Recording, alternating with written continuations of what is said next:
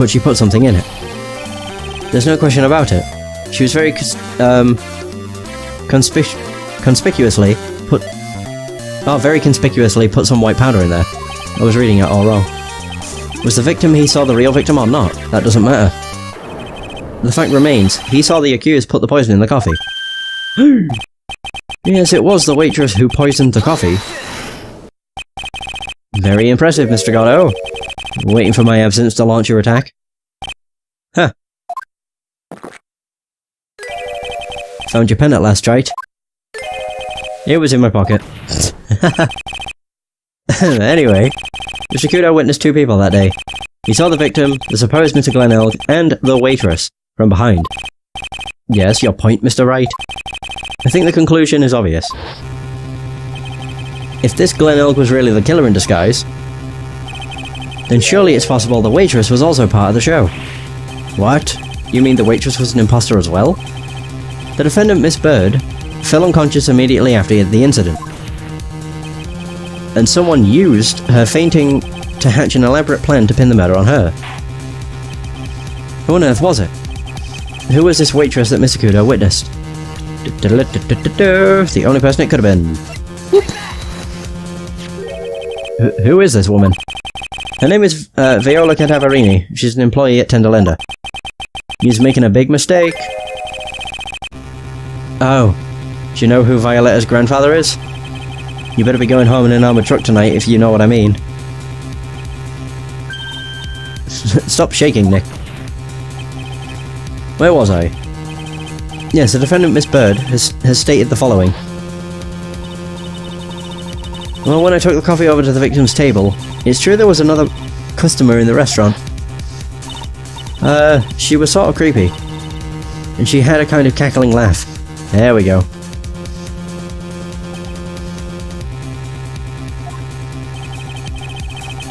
There are just too many contradictions in this case. The second man at the victim's table, who nobody but Miss Bird seems to have seen. The earpiece worn by the victim in his left ear when that eardrum was ruptured. And the radio show he was supposedly listening to half an hour after it was over. There's only one logical explanation that clears up all of these contradictions. The whole incident took place twice, once for real and once for show. And Mr. Furio Tigre, the only person who could have committed the crime, was you. Witness, what have you got to say? That's cute. Sorry? You's alright. I could do with a guy like you around. What do you mean? Okay, I'm in on this game. I'm gonna have to charter a jet to get me to my meeting now, but I'm gonna give you one more thing to think about before I go. Something to think about? You've got it all wrapped up nice, alright. But you've missed out one real important thing. But that can't be. I was in the joint that day, and I met that kid too. But I couldn't have poisoned him, you's here? What? Do you really expect us to believe you now, Mr. Tigre? What a troublemaker. Troublemaker. Looks like we're gonna need another one for the road. Oi, oi, oi. One more steaming cup of hot testimony. Indeed, witness, you will explain yourself to the court. I'll give you one more chance to testify. What happened that day at Tribulations between yourself and the victim? Ugh, God. Pardon me. So ties to the victim. Yeah, I loaned Elle cash, about $100,000. That day we was due to have a little chat. The kid had hit his payback date, see? So anyway, he tells me he's got no way to pay up. I'm about to flatten the guy when he starts screaming. Yes, I won $500,000. He got lucky, you know. Real lucky. If that waitress hadn't done what she did, everything would have been over.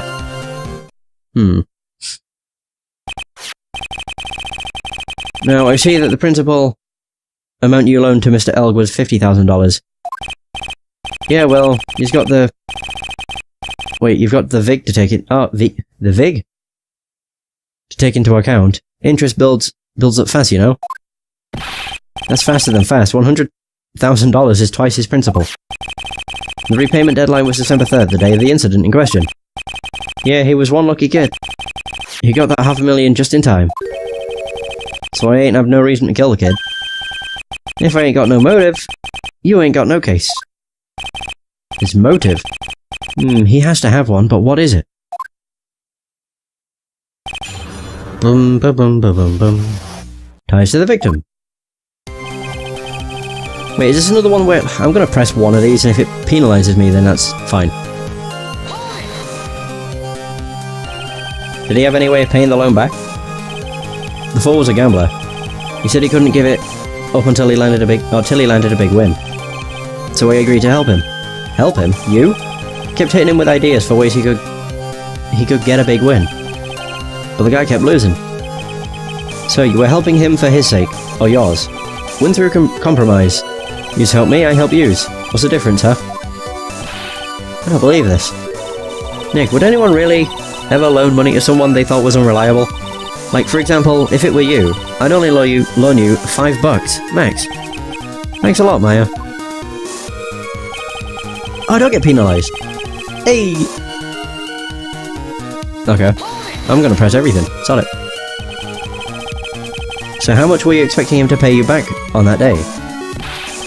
What do you think? The whole package. $100,000 including interest. That's a real heavyweight punch.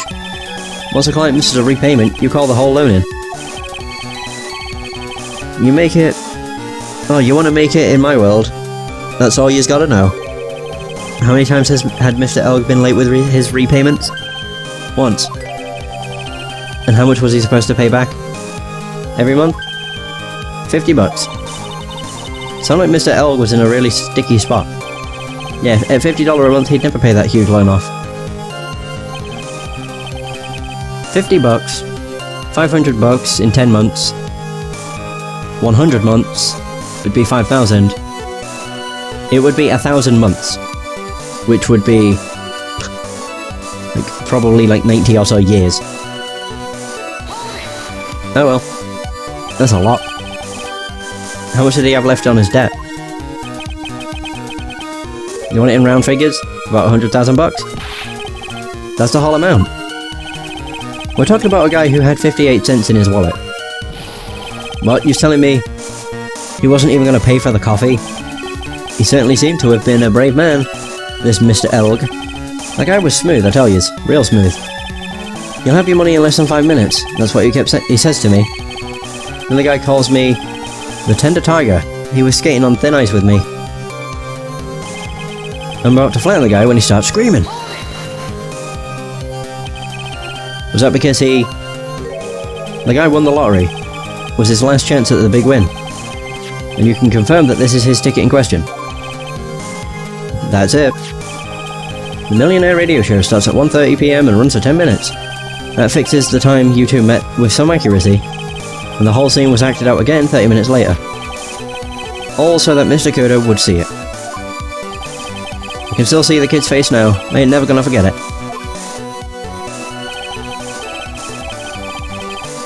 There we go. Was there anyone else in the restaurant at the time? I don't remember. If there was no one there, I'll wear that ridiculous tiger shirt for a month. Mr. Armstrong, Maggie, and if I'm right, Viola Cadaverini were all there at that time. So the victim had intended to repay you from his lottery winnings from the beginning? Seems that way to me. But you wouldn't normally expect to win the lottery, would you? The undying belief that your next roll will end the worst losing streak you ever had. That's what defines a true gambler. Makes it sound so cool. Don't be tempted, Nick. You haven't got the willpower for it. All I know is, the kid took a shot and he got lucky in the end. That waitress hadn't done what she did, everything would have been over. The waitress, you mean... the defendant. The girl with the glasses in the defendant's chair. Who else could I mean? If she hadn't gotten away, things would have been bada bing, bada boom, over and done with. Maybe I should push a little on this. Ask her about what Maggie did, how things would have been.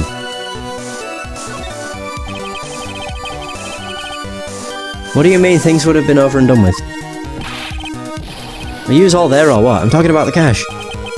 I was there to get my 100,000 bucks back. That's all. I'm a businessman. It was all coming together before that waitress got in the way. As far as I can tell from the witness's testimony, other than recouping his loan, Mr. Tigre had no motive for killing the victim. Witness, you will amend your testimony to reflect what you just said. The tiger's motive, huh? I was after the 100,000. I didn't have no other reason to kill the guy. The only other thing is the MC bomber, which we found in his office. I don't know where that is. Wait. Oh, it's there. God.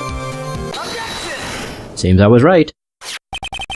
So you just intended to get back the $100,000 Mr. Elg owed you, correct? I loaned the guy the cash, so that's my right. Unfortunately for Mr. Elg, I don't believe the $100,000 is what you were after. What are you getting at, trite? Who else would a moneylender be— well, what else would a moneylender be after other than money? Oh, the moneylender was after money, but money in a totally different league. The kind of money that a single disc like this could fetch, or would fetch. What is that? It's a virus. A computer virus, Your Honor. A virus called MC Bomber. A computer virus? What does one of those do? A computer virus is a program that wreaks havoc on the insides of a computer. A computer? What does one of those do? I guess the beard isn't the only part of his honor that is from the Stone Age. I'll explain it to you later, Your Honor. Right now, this is the important point. A virus like MC Bomber would be worth several $million on the black market. Several $million? Lending money with no hope of ever seeing repayment would normally be bad for business. But in this case, the very fact that Glenn Elg had no way to repay the money is crucial. What? Glenn Elg was a programmer, a highly skilled programmer. That skill was the collateral Mr. Elg put up in order to borrow the money. Objection. You're trying to suggest the witness's motive was to get hold of that program? Exactly.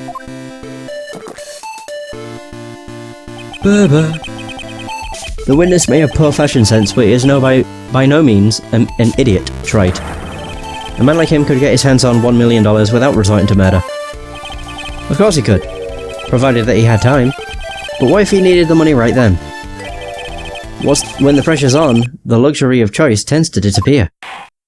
It seems you have a logical conclusion for this theory, Mr. Wright. Would you care to share it with us? Why did Mr. Tigre need money to the tune of $1 million? Wait.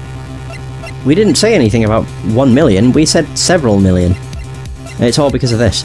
Viola's medical papers. Payment was due last year. There you go. In December of last year, you found yourself in need of a huge amount of money. About 6 months ago, you were involved in a traffic accident, weren't you? An accident involving a car and a scooter in which a young woman was injured. She was taken to the hospital where she underwent surgery. Where did you get all this info? These medical papers document the treatment of the young woman in question. According to these, her operation cost $1 million. Payment for these expenses was due in December of last year, and was paid in full. $1 million. A preposterous sum. Someone should sue these HMOs. No one would pay a bill like that. If the medical association got wind of it, the hospital would end up as dead as a morgue. But Mr. Tigre had no choice but to pay, because his very life depended on it. Oh! Nice. I want to see what his breakdown is. Like, his proper breakdown. Bum bum bum bum bum ba da da da. So order. You say his life depended on it, Mr. Wright? Indeed it did, simply because the injured woman was none other than Viola Cadaverini. Did you say Cadaverini? I did indeed. Bruto Cadaverini, mob boss in charge of all underworld activities in the city, and doting grandfather to his precious Violetta, also known as Viola Cadaverini. Oh, bah. Your life was in danger unless you paid compensation to the boss, correct? It makes sense. You were desperate to acquire the $1 million Cadaverini demanded from you, or of you. So desperate, in fact, that you decided to sacrifice Glenn Elg's life to pay your debt.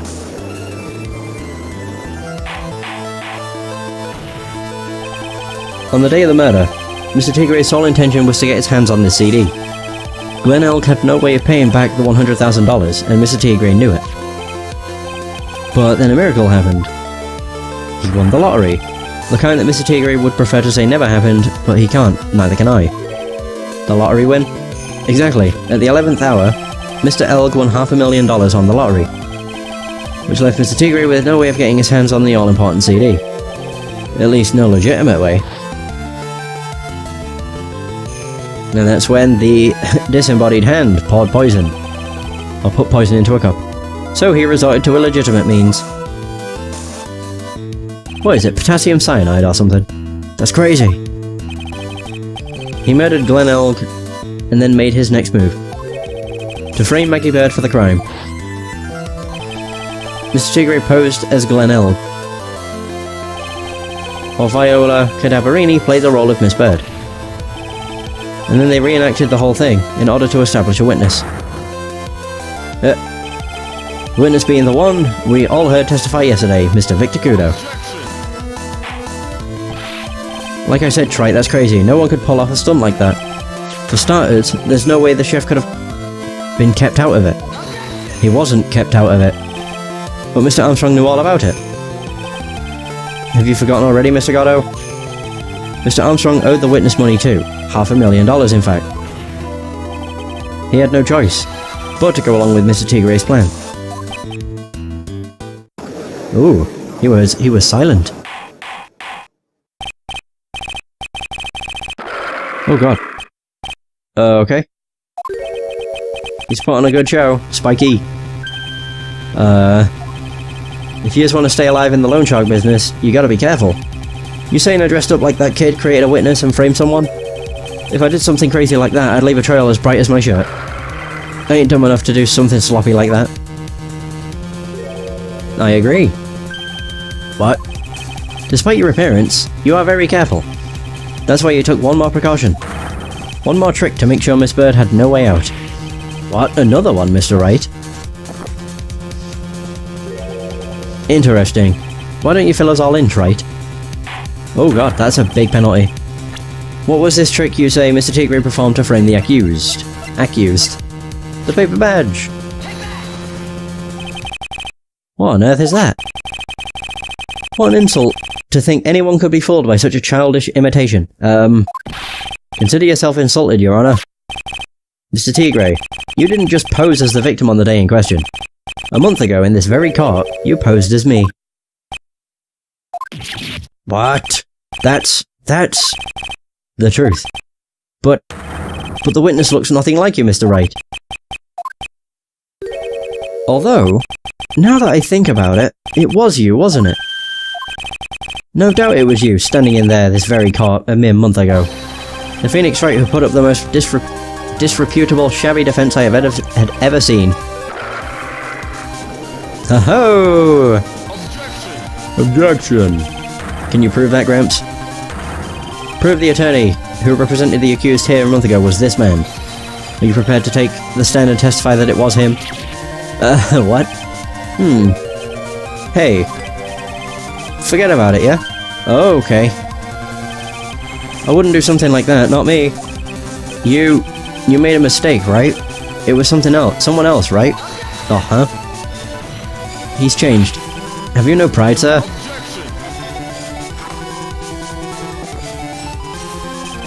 This isn't a matter of pride.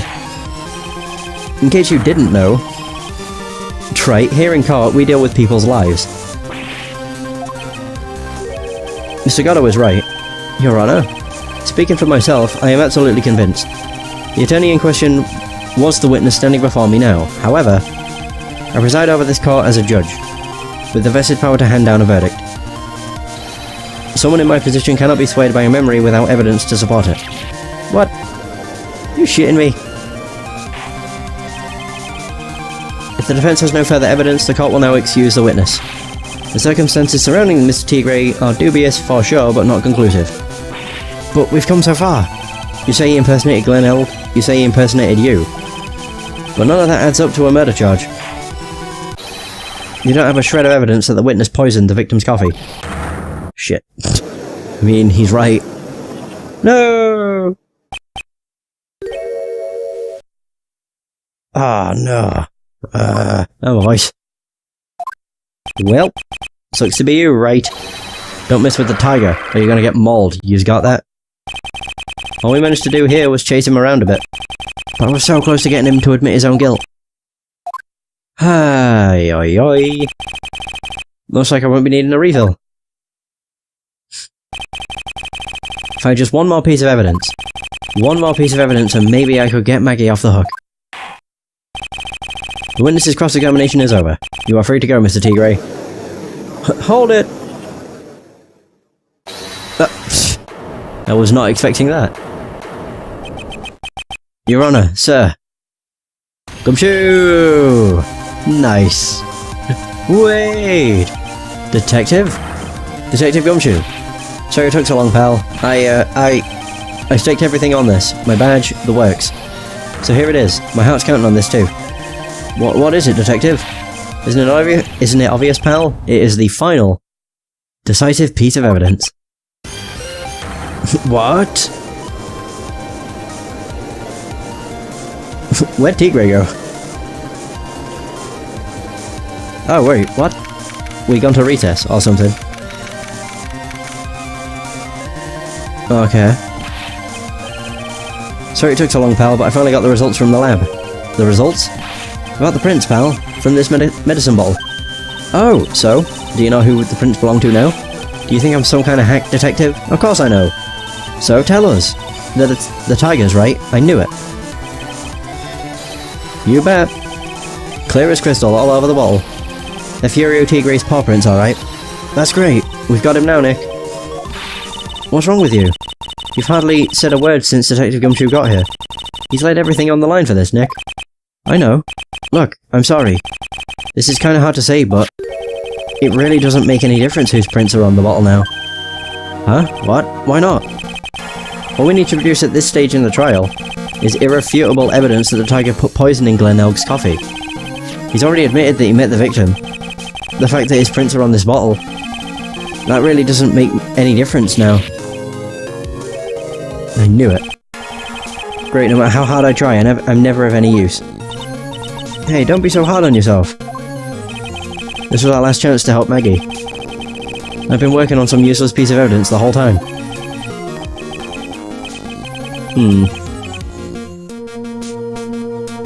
It's alright. I'm a real loser. It's not breaking news to me, pal. Detective? Gumshoe? Maggie? You've been working on something for me?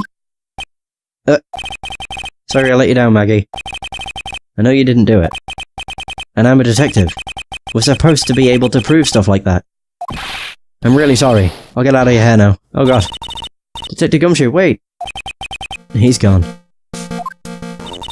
Isn't there anything we can do now, Nick? I wish there was. Gumshoe worked so hard to get that evidence. If only there was some way I could use it. Small bottle! Okay. So I got it added to the court record.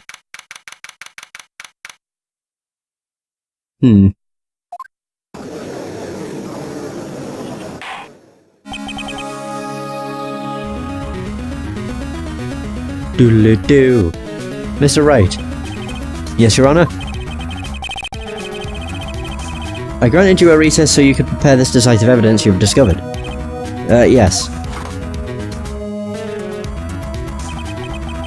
Don't keep us all in suspense, Trite. Show us. Naturally. We can assume it's evidence that will actually stand up in court, can't we? Think, Phoenix. Don't let Gumshoe's hard work go to waste. How much more of my time are you gonna waste? I ain't been to no court before. We use lawyers sure know how to blow things out of proportion. No doubt, given the nature of the evidence, it will speak for itself. Nevertheless, you will talk us through it, Mr. Wright. Well, I know I can't prove anything new with this evidence. I'm really backed into a corner here. But maybe if he thinks he's got me beat, he'll let his guard down a bit. Don't keep us waiting any longer, Mr. Wright. Present this final decisive piece of evidence to the court. I mean, it's obviously the bottle. Yeah, Fury Tigres. But we know all we know is it's the evidence. We know it's medicine. Does Tigre? I'm wondering if he knows it's medicine.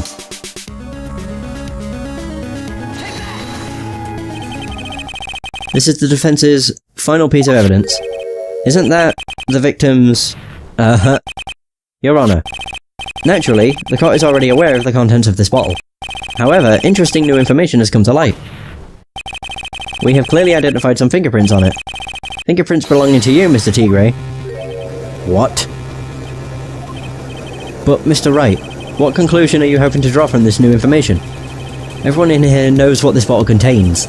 Except one person in this courtroom should theoretically be in the dark. Tigre. My prints are on that pansy-looking bottle, is that what you're saying? Well, what the hell's in it anyway? Here we go. A phony trial, a phony lawyer, and phony clues. Everything about this case has been phony. Seems like the perfect excuse for some phony evidence. Mr. Tigre, this is the decisive piece of evidence that will prove your guilt. Why? Because it contains his oils. Okay, if we say it's potassium cyanide, he'll probably no, it didn't. That was in something else. This is the bottle containing the potassium cyanide. Potassium cyanide? The poison used to murder Mr. Elg, Your Honor. The victim's killer used this very bottle. And on this bottle, Mr. Tigre, we found your fingerprints. Well, how do you explain that? You'd make a good clown, you know that? What? You ain't never gonna get this to stick. You're just making me laugh now. You think a cheap bluff like that's gonna fool the tiger? A bluff? I can see straight through you, Phoenix Wright. Oh, there we go. That ain't the bottle with the cyanide in it. No, this is the bottle we found traces of the poison in. Don't mess with the tiger, or you're gonna get ripped to shreds. The cyanide bottle was brown, and it was made of glass. That cheap piece of trash don't look nothing like it. And now everybody has just heard him confess that he knew what the potassium cyanide looked like. Oh, he just admitted his own guilt, essentially. What an idiot. He'll be like, why is everybody silent? What'd I say? Got him. At last. What? Why's everyone gone quiet? I said that bottle... Is this the bottle you're referring to? Yeah, that's it. That's the bottle the cyanide was in. But you ain't gonna find my prints on that bottle. Don't let that cozy looking suit fool you people. That lawyer's just playing games. Tell him, Godot. Tell that guy where to go. You still haven't figured it out? Don't you realize what you just said? What I said? What did I just say? You were summoned to this court for the first time earlier today. If you really had nothing to do with the murder, you shouldn't have known about the little details. Or all the little details. For instance, you shouldn't have known what kind of bottle the potassium cyanide was in. But just now, you slipped up in front of every single person in this courtroom. You described the exact bottle used by the killer to hold the poison. You just don't know who you's messing with. I'm the tiger. I control millions of dollars on the black market. You think I'm gonna let some jumped up suit get the better of me? Sure, the last piece of evidence was phony. But that's just what you deserve. The phony trial with a phony lawyer. It was all played out by you. The biggest phony of all. What's his breakdown gonna be? Oh, here it is. Oh, damn. Oh, Jesus. Whoa. Oh, just wait, collapse. Wait. Did the lights go out? What happened? I can see Phoenix. What's going on? It looks like a blackout. What? No. This is weird. Well done. Trite. I saved my 17th cup of coffee just for you. That explains why I could see his eyes. Savor it. While you watch your caged prey. Whew. Oh my god. I love that. constantly getting slapped with coffee. Right, you caught a tiger by his toe. But if this one hollers, he won't be let go. The prosecution will be sure to take care of Mr. Tigre, won't you, Mr. Godot? He's being arrested on suspicion of the murder of Glenn L, Your Honor. Fortunately for us, we managed to rectify a very grave error. Miss Bird was found guilty in the absence of a genuine defense attorney. Yes, she was. And in the absence of in the absence of genuine evidence. But the tiger made one mistake. Indeed. He very nearly got away with everything if it wasn't for that one slip of the tongue. Furio Tigre is a truly frightening criminal. Huh. The truly frightening one is that defense attorney over there. Godot. It's probably because he's managed to, find him guilty. Well, I am now in a position to deliver my verdict. The court finds the defendant, Maggie Bird, not guilty! Woo! Oh, she's saluting.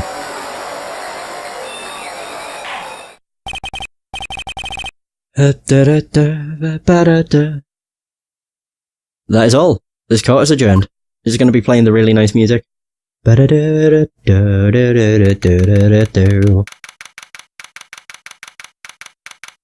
we go. We did it. Yeah, it is the kind of happy music. Mr. Wright, I'm at a loss for words. Thank you, sir. Congratulations, Maggie. I was so mad at when Mr. Wright landed me in all that trouble a month ago, but now I feel like I can forgive him. Hey, that wasn't me, Maggie. That was the tiger. Look, Nick. In the doorway.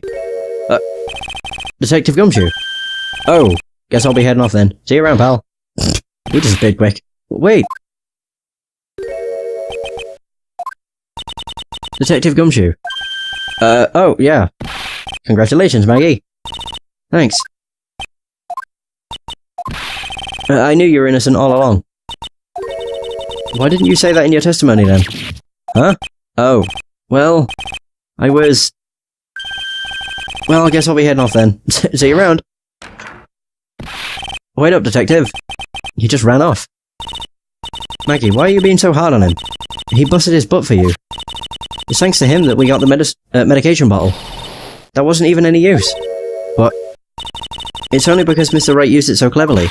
Detective Gumshoe was just running around in circles. Poor guy. Looks like she still isn't ready to forgive him. Can you put in a good word for him, Nick? Yeah, Maya's right. I should help Gumshoe out. It's clear he needs it. Maggie. Detective Gumshoe's been really worried about you through all of this. I wanted to believe that, sir. But on that first day of the trial, he practically gave the judge a free pass to lock me up. He didn't have any choice, Maggie. He's a detective. He has to report the facts. He doubted me, that's why. He thought I might have done it. I've got to prove to her that Gumshoe really cares about her. I know. I'll give her a little present to celebrate her freedom. Yeah, my attorney badge. No, it's the dinner, innit? Yeah, there we go. Gumshoe's lunchbox. It's a jumbo. Yeah, tenderly handmade lunchbox. Fills the stomach with love and plenty of weenies. There you go. Here you are, a present to celebrate your freedom. That's a present from Detective Gumshoe, made with a ton of love. He said you lost weight and he was worried about you. Detective Gumshoe? I actually really like weenies, What was that noise? That was the weirdest noise ever. Did you guys hear that? I'm pretty hungry myself, Yeah, the trial dragged on a bit today, didn't it? Is it okay if I eat this now? Yeah, sure. Go for it. Hey! It looks like Maya's cheering her on. Is she crying? So, how is it, Maggie? It's really good. Well, there you have it. Yeah! Woohoo! So, the case of phony versus genuine comes to an end. The false allegations surrounding Maggie have all been cleared up. Oh my god, that was quick. And who knows, maybe a whole new chapter of her life is about to start.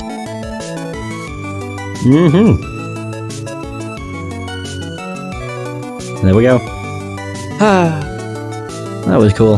I like that case. Every case in the Ace Attorney games is incredible. I've really liked all of them. A brand new episode has been added. Yes! Turnabout Beginnings. An incredible trial too. They're all really good.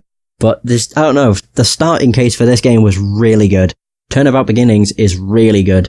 Not entirely sure how long it is. It might be one that I try and blast out in a single session, but we'll see.